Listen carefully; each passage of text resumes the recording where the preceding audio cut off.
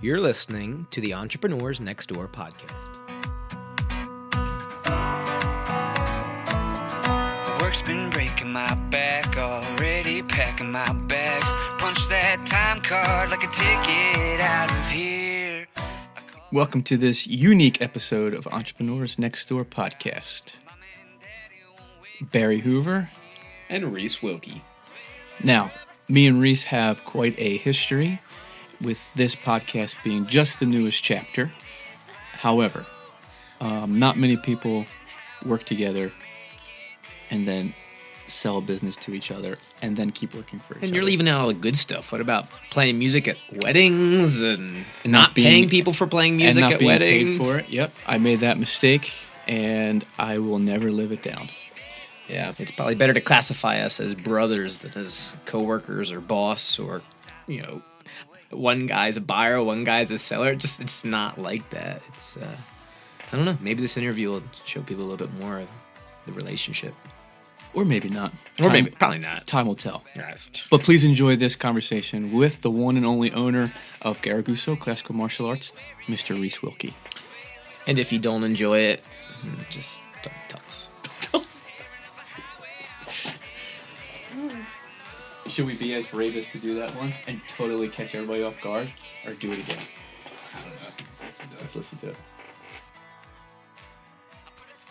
We're live. We're ready. Yeah, we're rolling. We're rolling.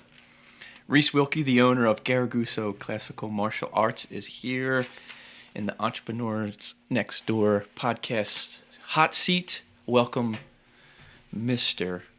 Reece Wilke. It's good to be here. Now, for people that are listening, Reece is always on the other end of this here setting. He's always doing all the engineer work. And so this is very hard for him to not get up after every 10 seconds and fix something. So if you hear some weird noises in the back, that's Reece running to the computer. Yeah, I'll be critiquing myself the whole time. I don't like how that sounds. I don't like how this sounds. All right, we're ready. First question. The entrepreneur, that drive in you, that spirit in you, where did it start? It's hard to pinpoint when it started, where it started, and the last 9 months since buying the karate school, I've definitely spent more self-reflection, kind of figuring out, or just looking at, is this something I've always done, something I've enjoyed? And one of the first instances of entrepreneurship, I think, was I was 8 years old, back at church, and started this weird little club after church. I think there was 6 of us, and it was an all-boys club or whatever, and we did whatever random activities, and I came up with a name for it. I don't even remember what it was, but I charged all the other kids $2 to join. And I think that was one of the first times, like, collecting money, enjoying business. My dad was like, oh yeah, well, I'll show you how to do QuickBooks and all that kind of stuff, which was way over my head at 8 years old. I was like, this is the most boring thing ever. This is not the side of business I want to do. But I think that's where it started. Basement of the church, running around, because we couldn't run in the sanctuary because Mr. Swanson would scream at us and tell us to slow down. So basement of the church where we could run, we could hide. We used to climb up in, the drop ceiling. We'd climb up there, crazy stuff. But that's where it started. And I can't say it was that lucrative. Brought in $2 from all the guys, and right when we had about, $20 or $30, my mom said, great, now you're going to donate that to something. It's like, wow, are you kidding me? And it was a worthy cause. There was a girl in our church who was my age, and she had cancer, unfortunately, and we took the money and bought her some stuff. But 8 years old, not knowing the seriousness of cancer and what that girl was going through, was like, come on, Mom. I just got all this money together from these guys. You know how hard I had to push them to get them to pay to be part of this club? Gosh, it was so hard. But that's kind of where it started. And, my dad owns his own machine shop, and he's kind of the accidental entrepreneur. He wasn't planning on owning a business. His father-in-law had a stroke, so my grandfather had a stroke, and the business kind of got plopped on my dad. And so it was kind of the norm. And I ran away from owning a business for a while. I had a martial arts instructor put a a big check down in front of me and say, hey, go open a school. And I said, nope, not doing that. I don't want the pressure. It's too much. I'm going to go to college. And I think that's where it started. When you made your way through college, right, like that 4-year run, that chunk of time, did the martial arts, because you're still actively like training and teaching, was that always at the forefront insofar as, having a business that revolved around it, or did it slide away in your perspective?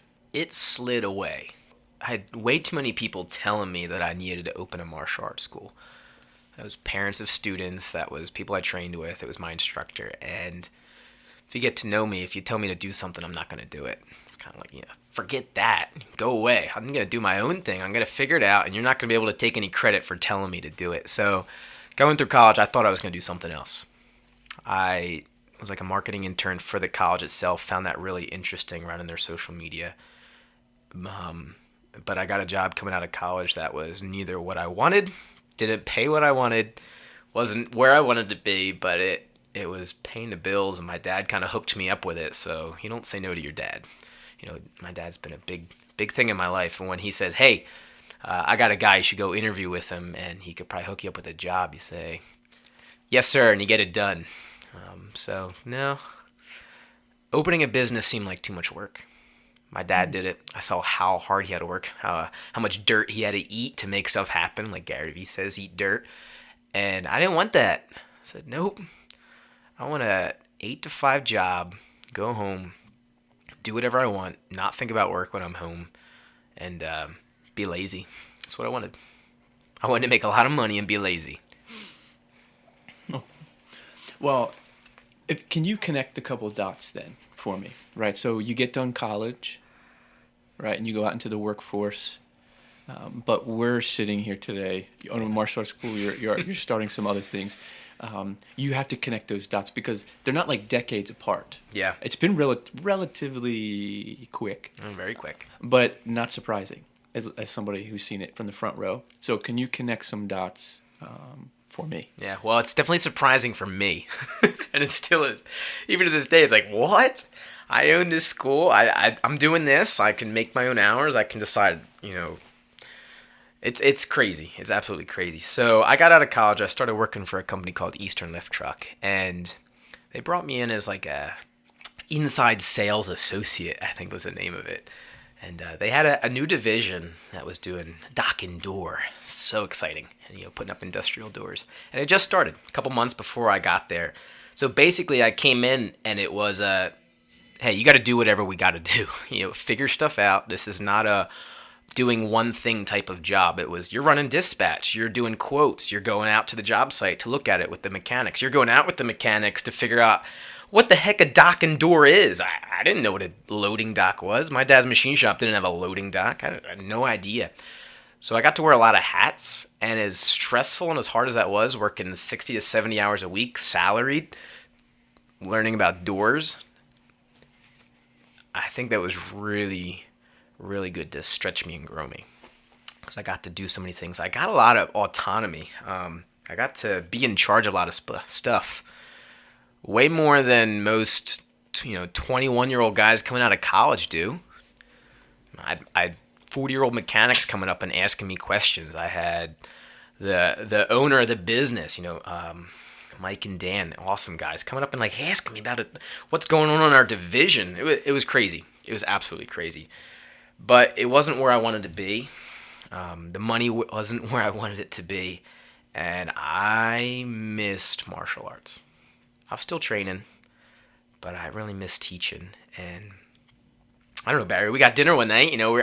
Were we sitting at a Bonefish in Denver. Yeah. And I was talking about work or whatever, and I think I was like, hey, you should hire me or something silly like that. And you were like, okay. Or maybe it was before that. I'd mentioned it. And you brought it up. You said, hey, I got a job for you. And you offered me a position. And it wasn't very much money. Not very much money at all. And when I went to leave Eastern Lift Truck, they offered me over 6 figures, which was 4 times the amount what you were offering me. And I was like, whoa. I didn't want to do it. So I took a huge pay cut, lost my health benefits, and came back to teaching martial arts. Yeah. And that's it happened fast but slow. And then, I came back because it was like, hey, we're gonna open another school. We'll grow. We'll get to a point where you can be paid more. Obviously, you can't stay here for forever. You can't support a family on this income. But let's do something. And things changed. And you started approaching me in November? Like, hey, you want to buy the business? And I said, no. Yeah. I'm not trying to be a lone cowboy. Savanim already tried to pull this one on me, and I said, no, I don't think so. And I tore my ACL right around that time, and I got surgery in February. And you'd probably asked me 3 times about buying the business, and each time I shot you down. Like, yeah, no way, Bear. Come on. No way. Think I'm trying to have gray hair like you? And sitting on my couch for 2 weeks, things just changed. I had started taking over a lot more of the business after you guys adopted Kobe, and I didn't like how you were running stuff. I can say that because we're brothers, basically. But it was like, man, Barry's not as invested as I think he should be. And you weren't. God was calling you somewhere else, and it made sense. And then it was like, okay, let's do it. Let's make it happen. Yep. And I think it was almost a year to the day of my surgery. So I had surgery February 24th, 2017. And we signed the paperwork February 2nd, I believe it was, 2018. Yeah. At my favorite restaurant over in Philly. And here I am. I'm writing your paycheck instead of you writing mine. No looking back. No looking back. It's been the single best decision of my entire life other than marrying Rachel. Have you noticed since, making that decision, and it was a big one, obviously. However, since making that one, have you did that start momentum for you? Did you feel like some things started to pick up after making a bold step like that? Oh yeah, it woke up the bear out of hibernation. I discovered I was an entrepreneur. Never realized it. Never thought about it. Didn't realize how much I love hustling, how much I like working, and how much I like making decisions. Anytime you work for a business, no matter how amazing the owner is or your boss, there's stuff where you're like, you can't do that. You can't do that for the customers. That's not good for the students. Or don't treat me that way. Or and it's not that people have ill will or stuff. It's just I'm OCD. And I am. And you can ask my wife. Actually, my mom. My mom comes in and cleans at the karate school now. Crazy. She was like, "Hey, you own a business. I want to come in. I want to clean." All right, sure, Mom. We'll get lunch and you can clean every Thursday. Sounds great. And even stuff down to how I arrange the lobby. She's like, "Man, you're OCD." So, yeah. But it's not I think it looks better this way. It's, hey, I think it's going to make it better for the students. They're going to be able to see. They're going to be more comfortable. So it's the coolest thing ever. It's so much fun. Anybody who doesn't own a business, I don't think understands. The only thing I can compare it to is like building models or something. You get to decide it how you want and make it work and make it look the way you want. And I don't know, make stuff up. This leads right into the is being an entrepreneur a calling on your life? Oh, you've actually just kind of reviewed it, in some detail, but I can't not ask the question. Well, if I revealed it, you tell me. What did I say? Well, yeah, from it being a part of your DNA growing up, seeing Dad eat dirt and running away from it, and the bear being woken up, and so it's been answered. But I know you, and I want to hear your heart answer that using those terms. Is it a calling? I feel like this changes every time we sit and do an interview for this podcast, Barrett. I hear other people's opinions on it. I think it starts to shape my opinion a little bit differently and opens my horizons up to just how many different types of entrepreneurs there are, whether it's from the accidental entrepreneurs like my dad who ended up with a business to me. I bought a business. I didn't start it from the ground up. I bought it, to other people that work from the ground up and never make a cent in their entire life other than enough to pay the bills. I don't think it's a calling. I think that it dramatizes it too much and makes it too glamorous to call it a calling. I think you're called to other things. You're called to help people. You're called to maybe teach martial arts. You're called to maybe even employ people. That's a calling for you. But entrepreneurship, to say it's a calling, totally misses what owning your own business is about. It's not about the owning. It's about getting to help the people you want to help. So I love teaching martial arts. I love working with kids who are ADHD and everything else under the sun and seeing them improve. That's my calling for as far as work, more so than the actual entrepreneurship. I love the entrepreneurship. I can't wait to open another business. I can't wait. And I know it's coming. I'm going to be doing something, whether it's this podcast blows up or we open something else, because I really enjoy that. I love it. But it's not a calling. You don't have to be called to go do it. I love that.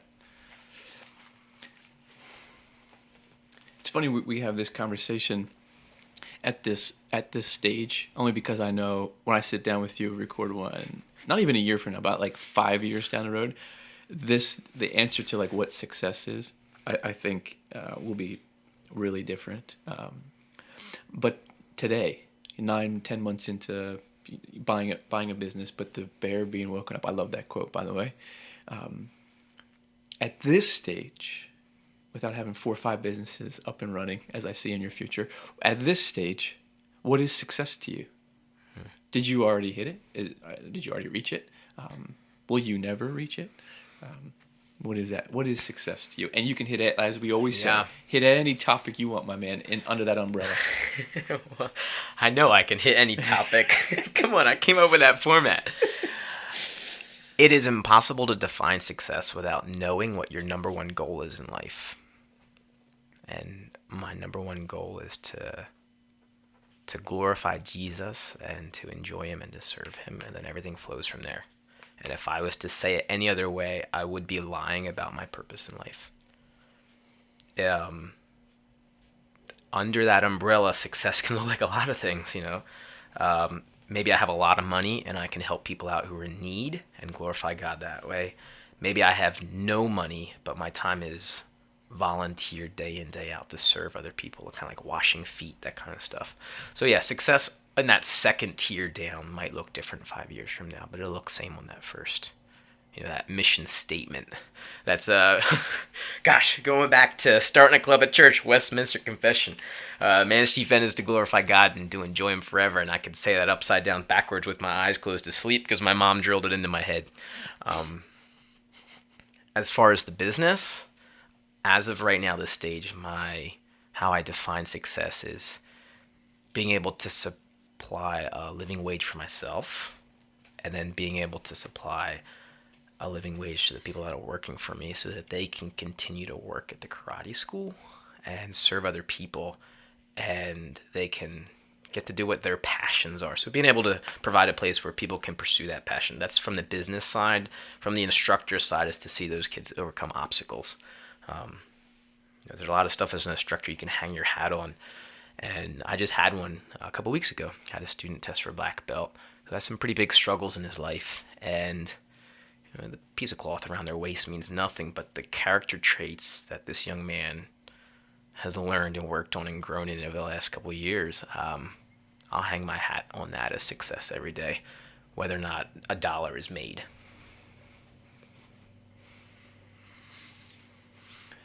Looking forward, right? Looking forward. You have a vision, always have had it, vision for things that you have a passion for. But I want to ask, what's your vision for GCMA? That is a martial arts school in a small town, a wonderful, beautiful town, Haddonfield. What's your vision for GCMA? So what's the inside scoop, right? What's going on in my head? Doesn't everybody want to know? I want to know. Oh, gosh.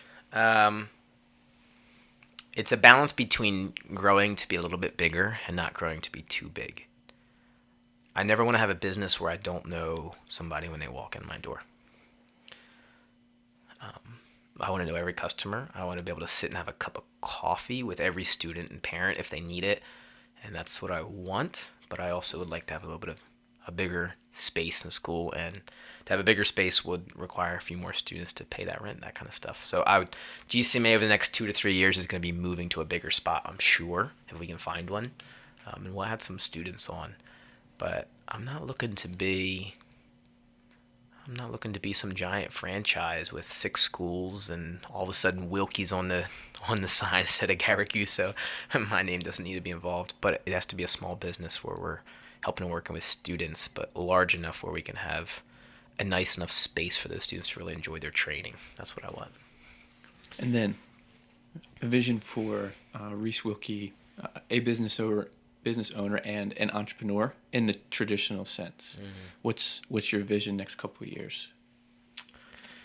Next couple of years.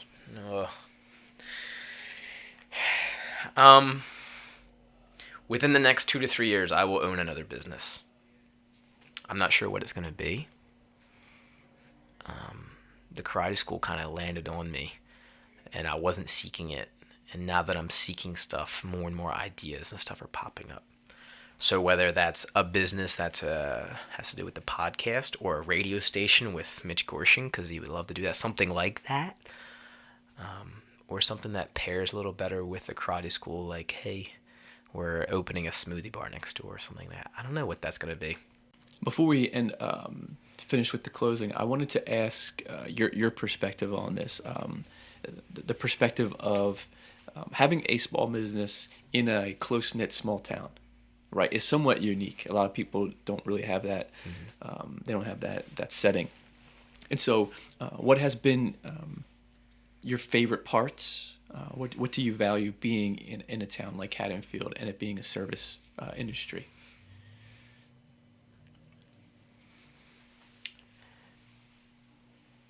There's a lot of things to value in this town. Growing up, my instructor, he avoided going to ShopRite in town. He didn't like to do a lot of stuff in town. He didn't want to see students outside of the school. And I thought that's what I needed to do. My wife and I moved into Haddonfield back in July, and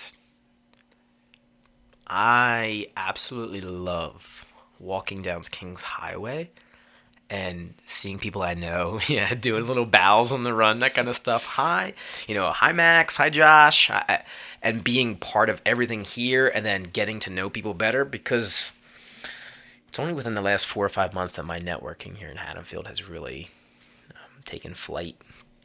And it's so much fun getting to know people and saying, hey, I could help you with that, or maybe you could help me with this, or we could work together on this, and let's go to Kings Road and have a drink afterwards and talk about it. Let's sneak our way into Mitch's his club next to the cigar shop or whatever. That's so awesome. So the downtown where everybody knows each other, everybody's involved with each other, helping each other, working together. Students are walking by. People are signing up because they say, hell yeah, my friend trained here, or I saw your sign and I remembered that one of my other buddies trained here. Now I want to train here. It's so cool. We're not segmented. We're together. And that's awesome. That's why I'm never going to leave Haddonfield for that. That's awesome. So I know somebody will listen to this, right? The discussion and the interview, who maybe find themselves in a spot kind of like you did, where they didn't in a position to start something from the ground up, at least not first, but opportunity to buy a business. What would you tell that person? Because I would kind of feel like there's a longer list to not do something like you did, but you did do it. And so what could you speak into that situation for them? It's a lot easier. I think it's a lot easier to buy a business, walk in and see what needs to be improved, than to do it from the ground up sometimes. As long as the business isn't too large. You have a business with 15 employees, you have a culture, it can be hard to change. Find a place with a good culture and you come in and just make little adjustments and changes to really improve it. I think that's easier than ground up. I would encourage people to buy businesses, not start them. If it's a completely new idea, go ahead and start a business. Do it ground up. You have a spouse or somebody that supports you while you do it, phenomenal. But I've found that buying this business was huge It was already set. It was already running. All I had to do was adjust some stuff to get it going. So when I say own another business for the next 2 to 3 years, I probably 75% sure I'll be buying something, not necessarily opening something. Love it. Reece, thank you for your time. Hey, Bear, anytime. Thanks for the conversation, and thanks for not jumping up and fixing the audio that started giving us an echo 2 minutes ago. I give you a lot of credit for not fixing it. So yeah, that'll be a couple hours of editing later. Appreciate you, man. Thank you. Appreciate you, bro. Did you hear it, the echo?